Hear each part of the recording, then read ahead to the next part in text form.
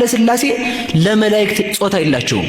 የዳሂስ 100% እኔ የተሳሳትኩት እንጂ የቤተ ክርስቲያኒቱ አስተምሮ ባለመሆኑ ፖርቹጋል ዋንጫ እንደምትበላ የአፍሪካ ነቢያቶች በጋራ ደምድመዋል።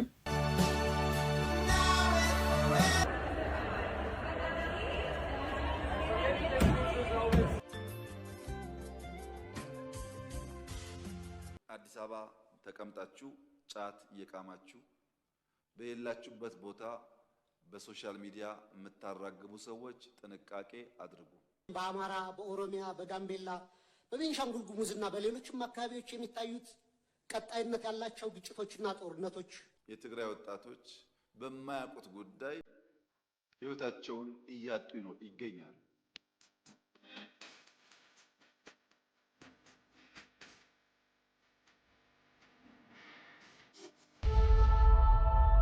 ሰላምና ጤናን በያላችሁበት እመኝላችኋለሁ። የተወደዳችሁና የተከበራችሁ ውድ ቤተሰቦቼ እንደምን አላችሁ? ይህ ጊዜ የተሰኘ ፕሮግራማችን ነው።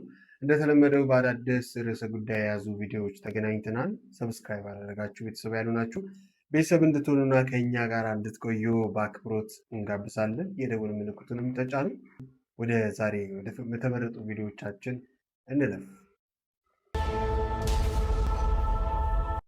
ወደ ዛሬ ወደ ተመረጡ ቪዲዮአችን ስናልፍ እንግዲህ የመጀመሪያ ቪዲዮአችን የሚሆነው በተለይ ሰሞኑን በሶሻል ሚዲያ እየተመላለሰ ያለው ቪዲዮ ነው። በተለይ በኢትዮጵያ ኦርቶዶክስ ተዋሕዶ ያሉ አባት አውደ ምሕረት ላይ ያስተማሩት የስላሴ የተሳሳተ ትምህርትን ተከትለው ብዙዎች ብዙ ነገር ብለው ነበረ። እንግዲህ እኚህም አባት ዛሬ ብቅ ብለው ይቅርታን ጠይቀዋል ማለት ነው። እስቲ ቪዲዮውን እንመልከት።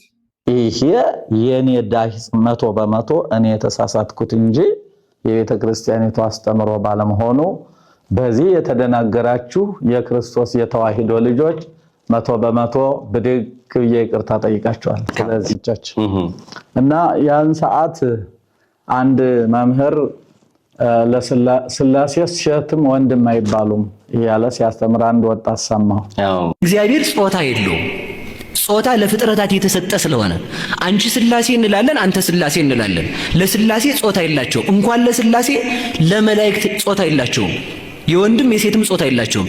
እንኳን ለመላእክት ለሰው ነፍስ የወንድም የሴትም ጾታ የላቸው። ጾታም የላቸውም ሲባል እያለ ሲያስተምር ምን ትዝ አለኝ ከዚህ ከሃይማኖተ አበው በሰለስቱ ምዕት ቃል ነአምን ከመቦ ለእግዚአብሔር ቃል አእይንት ወአይዛን አይዳው ወአይጋር ወኩሎም ለተርፎ አካላት ለእግዚአብሔር አይን፣ እጅ፣ አፍንጫ፣ እጅ፣ እግር ሌሎችም የቀሩት አካላት እንዳሉ እናምናለን። ነገር ግን ይመረመራል ቢሉ ነገር ግን አይመረመርም ረቂቅ ነው ይላል።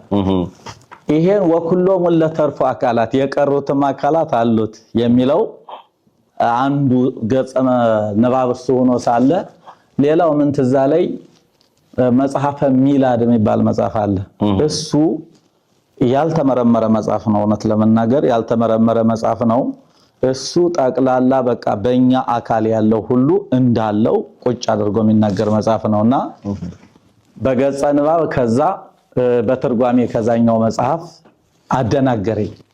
ምን ልግን ለስላሴ ለመላእክት ለነፍስ ጾታ አይነገርም አንቀጽ እንጂ ጾታ አይነገርም ነው የሚባል። እንግዲህ መቼም ሰይጣን ክፉ ስለሆነ ምዕመናን እንደሚወዱኝ ያውቃለሁ። እኔ ደግሞ ጠያቂ ሰው ነኝ። ስለዚህ ወዲያው እንደወረድኩ ህዛውን የተያዝኩት ከዛው እኮ መምህር ቃለ ሕይወት ምራሱ አለ የራስ የተማሪዎች ገጠሙኝ አይደል እንዴ? ወርጄ ከዛ አስተምሬ ምክትል ያረኳቸው ከዚህ ቀደም እንዲብለው አላስተማሩንም። ይሄ አዲስ ቃል ነው አሉና የገዛ ተማሪዎች አንቀው ያዙኝ። ከዛ በኋላ ወዲያው መደዋወል ጀመርኩ ወደ እንግዲህ በዚህ መልኩ ተናግረው ይቅርታቸውን በፍጹም የሃይማኖቱ ትምህርት አይደለም የኦርቶዶክስ እምነት ማነው የኦርቶዶክስ የአስተምሮ ስርዓት አይደለም። ይህንን ሙሉ ለሙሉ የጣስኩት እኔ ነኝ። ያነበብኩትን መጽሐፍ አደናገረኝ ሲሉ ምክንያታቸውን አስቀምጠዋል። ብዙዎች ደግሞ ይህ ለመጀመሪያ እንግዲህ የኦርቶዶክስ ሃይማኖት ላይ አባቶች የሚሾሙት ብዙ ዓመታትን ተምረው እንዲሁም ደግሞ ስልጣነ ክህነትን ተቀብለው ነውና ይህን ሁሉ ዘመን ያልተገነዘቡት ነገር ሆኖ ነው ወይስ አሁን ይህንን ይቅርታ እንዲጠይቁ ያስገድዳቸው ሰው አለ የሚሉም እንግዲህ ከዛም ከዚህም ይሰማሉና ይቅርታቸው ልክ ነው ወይስ ከልባቸውን ይቅርታ ይጠይቁስ ወይስ ለማስመሰል ነው የሚልም ነገር አለ። እንግዲህ እንደሚታወቀው የታድሶ እንግዲህ ስንጥቅም ቤተክርስቲያናችን ፈተና እየሆነባት እንደሆነ ይታወቃል እና እናንተስ ይህንን ነገር እንዴት ታዘባችሁት? ይቅርታ መጠየቃቸው ልክ ሆኖ ሳለ ግን ይህንን ሁሉ ዓመት እንግዲህ ክህነት ውስጥ የኖሩ አባት የሥላሴን ባህሪያት መሳሳታቸው ልክ አይደለም የሚሉና አሁንም ይቅርታቸው መመርመር አለበት የሚሉ ወገኖችም አሉና እናንተስ ምን ትላላችሁ ለማለት እንፈልጋለን። እንግዲህ ትናንትና የክርስቲያኖ የፖርቹጋል ክለብ እንግዲህ ከዋንጫ እንደተሰናበተ ሰምተናል እና ይህንን ተከትለው እጅግ በጣም ልብ የሚሰብር የኳስ አፍቃሪያንን ስሜት የሰበረ በተለይ ክርስቲያኖ ሮናልዶን የሚወዱን እጅግ በጣም የተከፉበት ቀን ነበረ ትናንትና ማታና። ስለዚህ እናንተስ ምን ተሰማችሁ? እስቲ ወደ ትውስታዎቹ ቪዲዮዎች እንሂድ። ከዚህ በፊት ግን እንግዲህ ፖርቹጋል እንደሚያሸንፍ እንግዲህ የተነበዩም ነበሩና እስቲ ነቢያቱ ምን አሉ ብለን እንመልከት። አንዳንድ ጊዜ ያው ከመንፈሳዊ ዓለምም አልፈው የሰውን ተዕለት ተዕለት ሕይወት የሚተነበዩ ሐሰተኛ ነቢያቶች ባሉበት ዓለም ነው ያለነውና እስቲ ቪዲዮውን እንመልከት። ፖርቹጋል ዋንጫ እንደምትበላ የአፍሪካ ነቢያቶች በጋራ ደምድመዋል። ኦፍኮርስ በጋራ ይባላል እንጂ የተናገረው ዩበርት ኤንጅል ነው። ለማታውቁ ሰዎች ዩበርት ኤንጅል ማለት የዚምባብዌ ፕሮፌት ነው። እያንዳንዱን ጌም ተንብዮአል። የሚገርማቸው ነገር ዩበርት ኤንጅል ስለተነበየ ይሄ አፍሪካ ላይ ያለ ሐሰተኛ ነቢይ በሙሉ እየዞረ ፖርቹጋል የተመለከታችሁትን ቪዲዮ የስፔንና የፖርቹጋል ጨዋታ መሀል ላይ ነው። ድንገት ሞባይሌን አንስቼ ቲክቶክን ስከፍተው ያየሁት ፖርቹጋል እንደምትሸነፍ ውስጤ ማመን የጀመረው ከዚህ ቪዲዮ በኋላ ነው። ኡበርት ኤንጅል የተባለ አንድ ጠንቋይ አለ። ራሱን ነብይ ነኝ እያለ የሚጠራ ኢትዮጵያ ውስጥ ላሉ ብዙ ሐሰተኛ ነቢያት እንደ መንፈሳዊ አባት የሚታይ ማለት ነው። ስለዚህ እሱ ምን አለ? ፖርቹጋል ዋንጫ ትበላለች አለ። እሱን ሰምተው ደግሞ ብዙዎቹ አሉ የምታውቁት አርሰናል ያሸንፋል ይሸነፋል እያለ ትንቢትና ጥንቆላውን እየቀላቀለ የሚናገር ሜራክል የተባለው ግለሰብ የዚሁ የኡበርት ኤንጅል መንፈሳዊ ልጅ ነው። እና ድንገት የስፔንና የፖርቹጋልን ጨዋታ እየተመለከትኩ እያለ የሃውዛ ማለትም ይህን ቪዲዮ የሰራ ወንድማችን ቪዲዮ ድንገት ፎር ዩ ፔጅ ላይ መጣ። እሱን እንደተመለከትኩ ፖርቹጋል እንደምትሸነፍ ስፔን እንደምታሸንፍ ውስጤ ማመን ጀመረ። እስከዛ ድረስ CR7ንም ስለምወደው ፖርቹጋል እንድታሸንፍ ጽኑ ፍላጎትም እምነት ነበረኝ ማለት ነው። አሁንም ቢሆን በዚህ አጋጣሚ ላስተላልፈው የሚፈልገው መልእክት መቼውም ቢሆኑ ራሳቸውን ነብይ እያሉ የሚጠሩ ስምና ታርጋን ለራሳቸው የለጠፉ ጠንቋይ ለራሱ አያውቅም እንዲባል ምንም የማያውቁ ሐሰተኛ ነቢያትን እየተከተላችሁ ከእግዚአብሔር መንግስትና እውነት አትሳቱ ወንድሞቼና እህቶቼ፣ ይህን መልእክት አስተላልፋለሁ። ግን ትንቢታቸው ትክክል እንኳን ቢሆን ልምምዳቸውና ህይወታቸው ከእውነተኛው መጽሐፍ ቅዱስ ትምህርትና ከቤተ ክርስቲያን ስርዓት የተቀዳ ስላልሆነ ትክክለኛ ትንቢት ቢናገሩ ራሱ የሚጠቁማችሁ ወደ ገንዘብ፣ ወደ ክብር፣ ራሳቸውን ወደ ማስመለክ ነውና ከነዚህ ሰዎች በፍጹም ተጠበቁ። ለማንኛውም ስፔን አሸንፋለች፣ CR7 ተሸንፏል፣ ወደ ሀገር ቤቱ ተመልሷል። ይህን ተከትለው እንግዲህ የፖርቹጋል መሸነፍ የክርስቲያኖ የተሰበረ ልብ እንዲሁም ደግሞ የአይሾ ስፒድም እንግዲህ ትልቅ የሆነ ስብራት ተከስቷል እና እንግዲህ ነቢይ በዚህ ዘመን ያለ አይመስለኝም። ነቢይ እንግዲህ ከክርስቶስ ወዲህ ነቢይ አላቅም። ብቻ ይህንን ነገር እንዴት ዲፋይ እንደሚደረግ ዞሮ ዞሮ እንግዲህ ሐሰተኛ ነቢያቶች እንደሚያሸንፍ ነበር እንግዲህ የተነበዩት። አልሆነም ማለት ነው። ለራሳቸውም አላወቁም።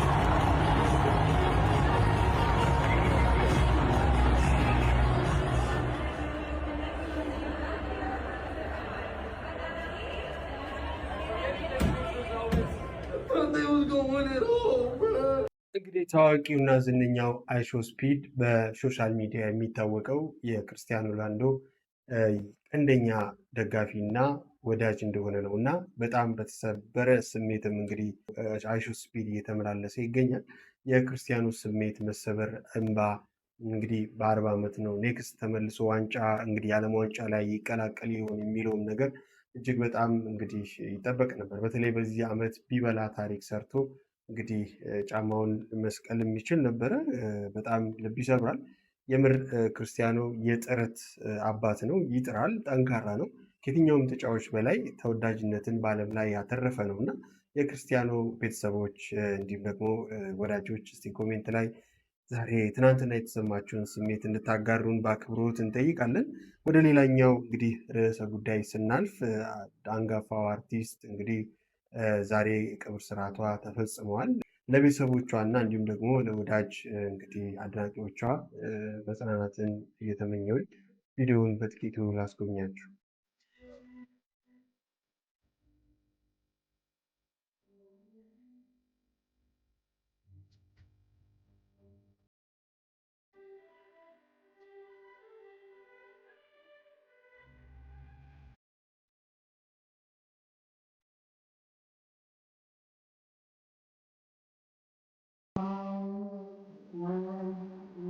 እግዚአብሔር ከአንቺ ጋር ነውና ከተወደደው ልጅሽ ከጌታችን ከመድኃኒታችን ከኢየሱስ ክርስቶስ ዘንድ ይቅርታና ምሕረትን ለምኝልን ኃጢአታችንን ያስተሰርይልን ዘንድ ለዘላለሙ አሜን። እንግዲህ የአርቲስቷ የራሔል ቀብር ስነስርዓት የሰኔ መጨረሻ ላይ ተፈጽሟል። የሰኔ ወር ብዙ እንግዲህ ሀዘንና ብዙ ሞትን ብዙ ስብራቶችን ያስተናገርንበት ነው። ይህን ተከትሎ ዛሬ እንግዲህ ሰኔ 30 ደግሞ እንግዲህ እንደሚታወቀው ጠቅላይ ሚኒስትር አብይ አህመድ በምክር ቤት ተገኝቶ የእንግዲህ ዓመቱን አፈጻጸም እንዲሁም ደግሞ የተለያዩ ጥያቄዎችን ሲያስተናግዱ ነበረ። ያነሱት የአርሲ ጉዳይን በተመለከተ እንዲሁም ደግሞ ሶሻል ሚዲያ ላይ ያሉት እንግዲህ ጥንቃቄ እንዲያደርጉ ከዚህ በኋላ ያላዩትን እንዳይዘግቡ እንግዲህ ማስጠንቀቂያ አስተላልፈዋል ማለት ነው። ማስጠንቀቅም አደራ ማለት የምፈልገው አዲስ አበባ ተቀምጣችሁ ጫት እየቃማችሁ በሌላችሁበት ቦታ በሶሻል ሚዲያ የምታራግቡ ሰዎች ጥንቃቄ አድርጉ። እዚህ ሆኖ ባላጣራ ጉዳይ የሚያራግብ ሰውንና እዛ የሚጋጨውን ሰው ለይተን አናይም። የምታውቀውን ያየኸውን የመንግስትም ጥፋት ከሆነ ግለጥ፣ ችግር የለውም። የማታውቀውን ያልነበርክበትን ቦታ እስላም ነው፣ ክርስቲያን ነው፣ አማራ ነው፣ ኦሮሞ ነው እያልክ የግሩፕ ጨዋታ መጫወት ግን አስፈላጊ አይደለም። በጥቅሉ ስለሚጎዳን ጥንቃቄ ብታረጉ ጥሩ ነው። አጋጣሚ ሆኖ ስለተመረጠን ማለት ነው። እንግዲህ ለሶሻል ሚዲያ ላይ ላሉት እንግዲህ አስተላልፈዋል ማለት ነው። ይህ ግጭት የሃይማኖትና የሃይማኖት ጉዳይ አልነበረም። ሚሊሻዎች ወደ 11 የሚሆኑ እንግዲህ ሰዎች ሞተዋል። 3ቱ ብቻ ናቸው ንጹሐን ዜጎችን ብለው እንግዲህ ምላሽ አስቀምጠዋል ማለት ነው። ሌሎቹ የሚሊሻ ታጣቂዎች እንደነበሩ እና ወደ ቦታው ንጹሐንን ለመጉዳት የሄዱትን ሽፍቶች ሲታገሉ ይህም ነገር እንደተፈጸመ ፈጽሞም የአርሲ ጉዳይ ውሸት እንደነበረ እና ሶሻል ሚዲያ ላይ የተነሱ ጥያቄዎች ወይም ሶሻል ሚዲያ ላይ የተፈጠሩት ነገሮች ሐሰት እንደነበረ በሃይማኖትም እንግዲህ የሞቱ እንደሌሉ አስረድቷል። ይህ ማለት የኦርቶዶክስ እንግዲህ ሞት አርሲ ላይ ሲዘገብ ነበረ። ይህ ሁሉ ልክ አይደለም ብለው አስቀምጠዋል። ይህንን ጉዳይ እናንተስ እንዴት ትመለከታችሁ ለማለት ፈልጋለሁኝ። የአርሲ ጉዳዩን እንስማው። አርሲ ውስጥ የነበረው ችግር ምርጫውን ለማደናቀፍ ከፍተኛ ዝግጅት ተደርጎ ነበር። እዚህ አዲስ አበባ የሃይማኖት ተቋማት ውስጥ ሳይቀር ቦምቦችና ክላሾች ስንይዝ ነበር። በየቦታው አዲስ አበባ ቦምብ ይጣላል፣ ባህር ዳር ቦምብ ይጣላል፣ ጎንደር ቦምብ ይጣላል ተብሎ ሰፊ እንቅስቃሴ ነበር። ለምሳሌ የሃይማኖት መልክ መስጠት ታስቦ ነበር፣ ግን እዚህ ውስጥ ሙስሊሞች ሞተዋል። ባይዘዌ ሙስሊሞች የሞቱት በንጹሃን ዜጎች ብቻ አይደለም። ህዝብ ለመታደግ እየተፋለሙ የሞቱ ሚሊሻና ፖሊሶች ሙስሊሞች አሉበት። ምኑን ሃይማኖት ግጭት? ሰው እንዳይመታ እየተዋደቀ ያለን ሰው በሃይማኖት ጥላ መውቀስ ተገቢ ነው? ነገሩንስ በወጉ በቅጡ ሳይገነዘቡ ማራገብስ ተገቢ ነው? ይሄ አይጠቅመን። እንደሰማችሁት ነው እንግዲህ አርሲ ላይ የተነሳው ጉዳይ ምርጫን እንዳናደርግ ነፃ የሆነ ምርጫ እንዳናደርግ አዲስ አበባን ጨምሮ ብዙ ቦታ ላይ እንግዲህ ድግሶች ተዘጋጅተው ነበረ። እኛ እንዳይሳኩ ስላደረገን ነው። ጎንደር ላይም የተፈጸመውንም ነገር እንግዲህ አንስተዋል ማለት ነው። ብቻ ዞሮ ዞሮ ይህ ሃይማኖት ግጭት አይደለም ብለው ደምድመው ዘግተውታል ማለት ነው። የተፈጠረው በእርግጥ ንጹሐንን ለማጥፋትና እንዲሁም ደግሞ ለማጥቃትና ምርጫውን እንዳይሳካ የሚፈልጉ ሽፍቶች ይህንን አድርገዋል ብለው ተናግረዋል ማለት ነው። እንግዲህ የጠቅላይ ሚኒስትሩን የቀን እንግዲህ ውሎ ይህንን በተመለከተ ሁኔታ ተናግሯል። ብዙ ርዕሰ ጉዳይን አንስተዋል። ስላነሱት የተወሰኑ ነገሮችን ላስቃኛችሁ። በጥቅሉ አርሲ በነበረው ግጭት ህይወታቸው ያለፈ 11 ሰዎች ናቸው። ከ11ዱ ሰዎች 8ቱ ሚሊሻና ፖሊስ ህዝባቸው እንዳይገደል ተፋልመው ህይወታቸውን ገብረው የብዙ ንጹሃን ዜጎችን ህይወት የታደጉ ናቸው። እነዚህ ፖሊስና ሚሊሻዎች 3 ንጹሃን ዜጎች በዚያ ግጭት ውስጥ ሞተዋል። ዶክተር ደሳለኝ ጫኔም በምክር ቤቱ ጠንከር ያለ ጥያቄን አንስተው ጠቅላይ ሚኒስትሩን እንግዲህ ምላሽ እንዲሰጡበትም አቅርበዋል። ይህንንም እንመልከት። እርስዎ ስልጣን ላይ ሲቀመጡ የገቡት የሰላምና የብልጽግና ቃል ኪዳን ነበር። በተግባር ግን ያየነው ተገላቢጦሹን ነው። የሰሜን ኢትዮጵያ ጦርነት ያስከተለው አስከፊ ሰብአዊ ውድመትና ጠባሳ ሳይሽር ዛሬም በአማራ፣ በኦሮሚያ፣ በጋምቤላ፣ በቤንሻንጉል ጉሙዝና በሌሎችም አካባቢዎች የሚታዩት ቀጣይነት ያላቸው ግጭቶችና ጦርነቶች፣ ብሔርና ሃይማኖት ተኮር ጥቃቶች፣ እገታዎችና አለመረጋጋቶች የዜጎችን የመኖር መብት ነፍገዋል። በቅርቡም ከትግራይና ከኤርትራ ኃይሎች ጋር የሌላ ጦርነት ስጋት አሳሳቢ ደረጃ ላይ ደርሷል። በፖለቲካው መስክም የፖለቲካ ምህዳሩ መጥበብ፣ የሀገራዊ ተቃርኖች መስፋት ወይም ፖለቲካል ፖላራይዜሽን፣ የነጻ ሲቪል ማህበራት መኮስመን፣ በጋዜጠኞችና በሚዲያዎች ላይ እገዳዎችና እክሎች ዜጎች አማራጭ ድምፅ እንዳሰሙ አፍነዋቸዋል። በርካታ የፖለቲካ እስረኞችም ህገ መንግስታዊ የፍትህ ዋስትና ተነፍገው ይገኛሉ። ይህ አጠቃላይ የሰላም የጸጥታና የፖለቲካ ውድቀት የፓርቲው የተሳሳተ ፖለቲካዊ ፍልስፍናና ብሔራዊ አንድነትን በተግባር ማምጣት ያቃተው የመደመር ትረካ መዋቅራዊ ስብራት ውጤት ነው። 2 ስልታዊና መዋቅራዊ ስህተቶች። መንግስት የችግሮቹን ስራ መሰረት ትቶ ምልክቶችን ብቻ የመቀጥቀጥና በቁጥር ጨዋታ ህዝብን የማደናገር አካሄድ እየተከተለ ነው።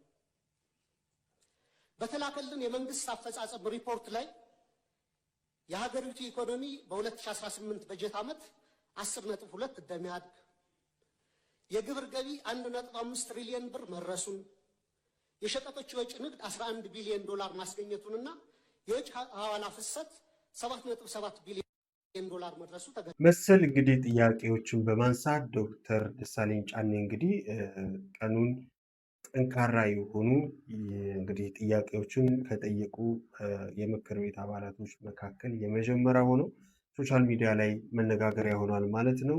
እንግዲህ በስተመጨረሻ እሳቸውን ከመለሱት እንግዲህ ክቡር ጠቅላይ ሚኒስትሩ ከመለሱት መልስ መካከል ጥቂቱ ላስደምጣችሁ። ዶክተር ደሳለኝ ሲያነሱ ስለ መምህራንና ተማሪዎች ያሉት ሀሳብ ትክክል ነው። መምህራን ሪስፖንሲቢሊቲ ያለባቸው ተማሪዎቻቸው እንዲያልፉ ቀላል ሚና አይጫወቱም። ትክክል ነው ሀሳቡ።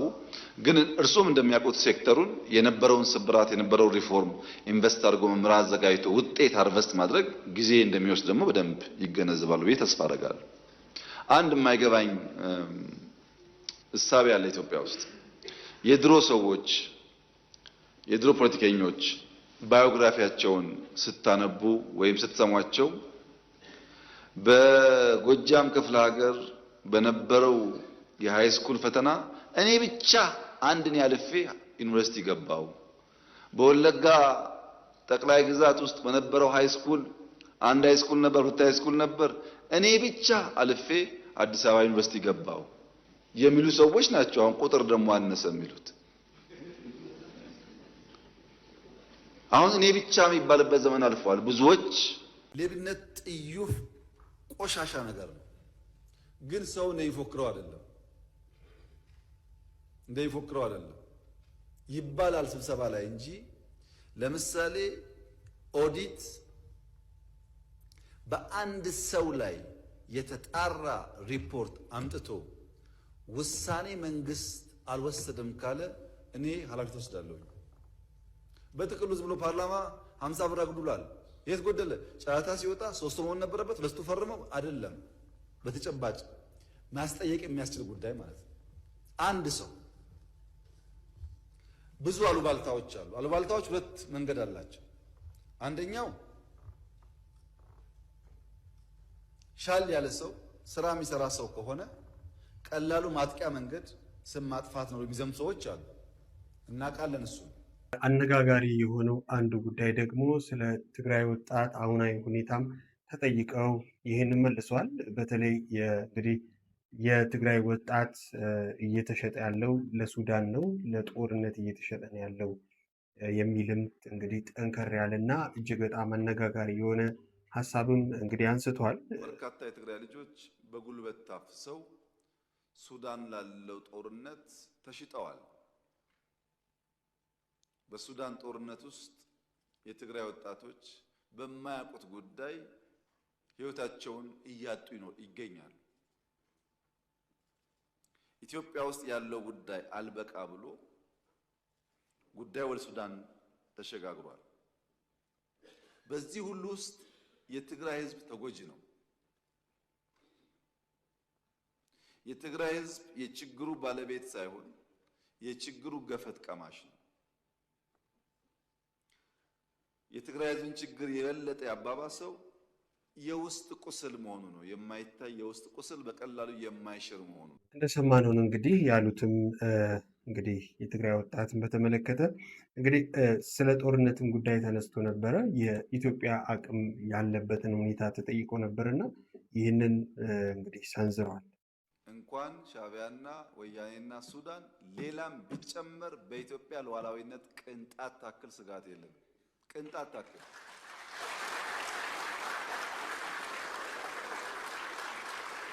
ያን ለመከላከል የሚያስችል ብቃት እየገነባን ያለ ነው። ጊዜው ሲደርስ እንዳስፈላጊነቱ እንገልጻለን። እኛ ስጋት የለብንም። ሰዎች ባረጀ ባፈጀ ስልት ድሮ በሰራ ስልት አሁን ለመጠቀም መሞከር ጠቃሚ አይደለም። ምክንያቱም ያኔ ስልቱ የሰራው በሸበጥ ጮፈሬ የላስቲክ ጫማ መሄድ የፈለገ መቅመል የፈለገ መራብ የፈለገ ቢገባውም ባይገባውም ወስዶ የተከተለ ኃይል ነበረ። አሁን ግን 22 እና መገናኛ ህንፃ አስቀምጠህ እዛ በመቀመጥ አይሆንም ማለት ነው። ተቀይሯል ጊዜው። ሀብት እያፈራህ ሀብትን እያጣጣምክ ራስህን ደግሞ ለመስዋዕት ማዘጋጀት አብሮ አይሄድም። አልፎበታልና ይሄ ምኞትም አይጠቅምም። ቅድም ብየዋለሁ፣ አሁን ደግሜ መናገር የምፈልገው የሚያስፈልገን ሰላም ነው፣ የሚያስፈልገን ትብብር ነው፣ የሚያስፈልገን አብረን መስራት ነው። የሚያጓጉ ነገሮች አሉ። ትግራይ ጦርነት እንዲፈጠር ሰፊ ፍላጎት አለ። እምቢ ያልንበት ምክንያት ትርፍ የለውም ብለን አሁንም ለሰላም በራችን ክፍት ነው፣ ለንግግር በራችን ክፍት ነው። ለሰላምና ለንግግር በራችን ክፍት ነው። ጦርነት ጠቃሚ አይደለም። ነገር ግን ሌላም ተጨምሮ ቢመጣ አይደለም ሱዳንና ኤርትራ እኛ ዝግጁ ነን። ለአቅም ጉዳይ የኢትዮጵያ የበላይነት ላይ ምንም አይነት ጥርጥር የለንም ብለዋል እና እነኚህን የመሳሰሉ እንግዲህ ሀሳቦች ተሰንዝሯል። ዛሬ ጠንከር ያለ የምክር ቤት ውሎ ተስተናግዷል ማለት ነው። እናንተም ያላችሁን ሀሳብ አስተያየታችሁን እንግዲህ ኮሜንት ላይ አኑሩልን። በስተመጨረሻ አንዲት ወጣት እንግዲህ ከኢትዮጵያ ገጠሩ ክፍል አንድ እንግዲህ ወንድማችን በካሜራው ያስቀራታል። ፎቶውንም እንግዲህ በሶሻል ሚዲያ ድረገጽ ላይ ይለቀዋል ማለት ነው። ብዙዎች በመልኳም ተደምመው ይቺ ሴት የእውነት ተፈጥሮ ያድላት ሞዴሊንግ ቆንጆ ነች እና ስለዚህ እኛ ልናግዛትና ወደ ከተማ መታ ሰዎች የትኛውም ሞዴል በሞዴል እንግዲህ ያለፉ እንቁ ሴቶቻችን የባለፉበት መስመር ላይ አልፋ የራሷን አቅም እንድታሳይ የሚያስፈልገውን ነገር እናደርግላታለን እያሉ ቁንጅናዋን በተመለከተ እየተቀባበሉ ይገኛሉ። ይችን ሴት ወይም ይችን ልጅ ላሳያችሁ።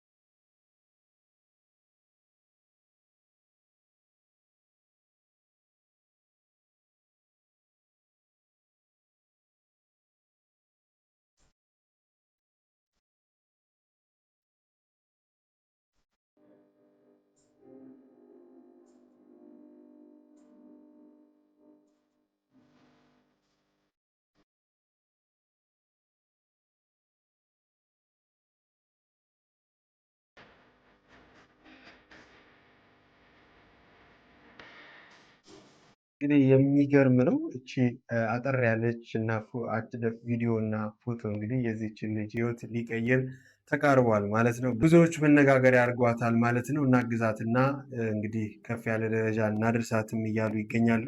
እጅግ በጣም ልጅቷ ቆንጆ ነች።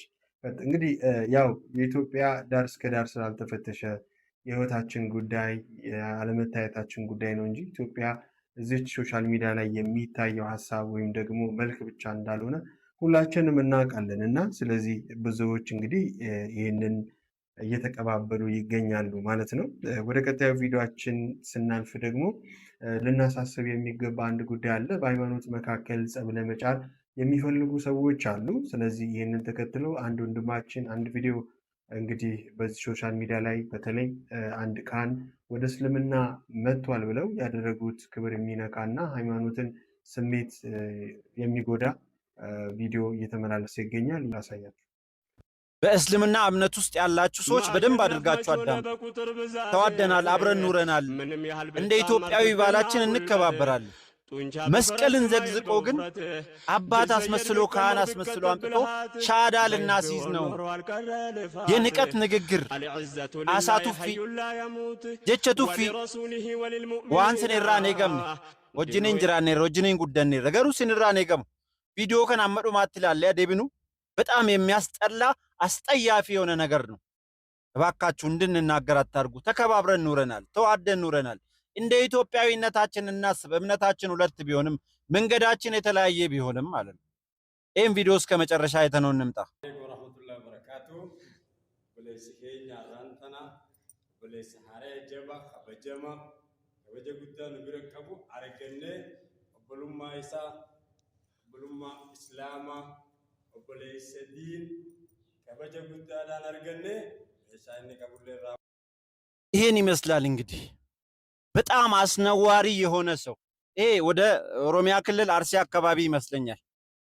ይሄን ነገር ፕሮባ እያደረጋችሁ ያላችሁት እናንተ ናችሁ። አንዳንድ ዳር ላይ ያላችሁ ሰዎች፣ አንዳንድ ከስር ያላችሁ ዑለማዎች በጣም ችግር ለመፍጠር ትፈልጋላችሁ፣ ግን አይሳካላችሁም።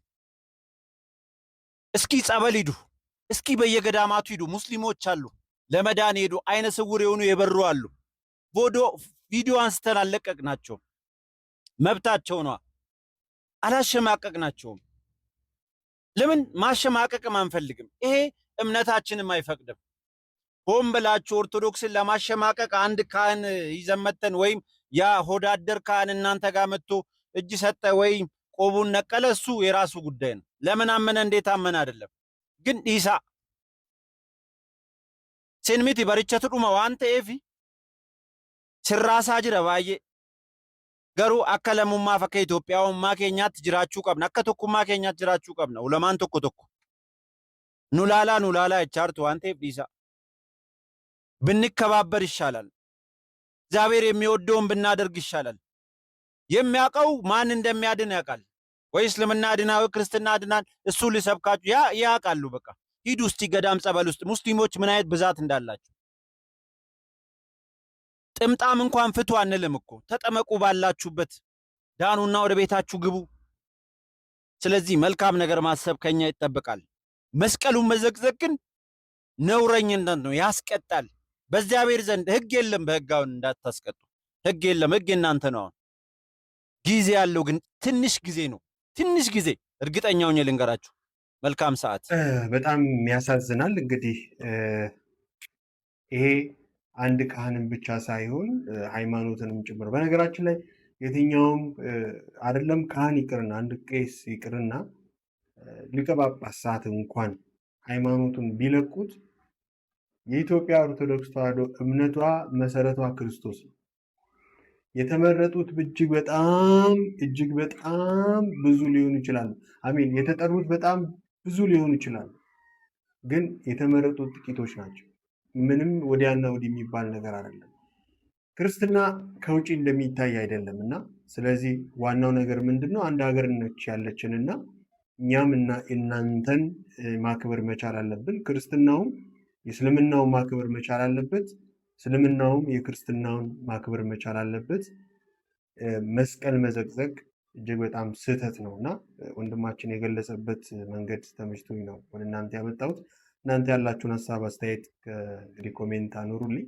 ዛሬ የነበረን ፕሮግራማችን ይመስላል። በአዳዲስ ቪዲዮዎች እስከምንገናኝ ድረስ ቤተሰብ ያልሆናችሁ ቤተሰብ እየሆናችሁ ከኛ ጋር እንድትቀጥሉ በአክብሮት እንጋብዛለን። የተለያዩ ርዕሰ ጉዳዮችን ይዘን እስክንመጣ ያላችሁበት ሰላም፣ ጤና፣ ፍቅርን እመኝላችኋለሁ። ሀገራችን ኢትዮጵያን ሰላም ያደርግልን፣ ህዝባችንን ሰላም ያደርግልን።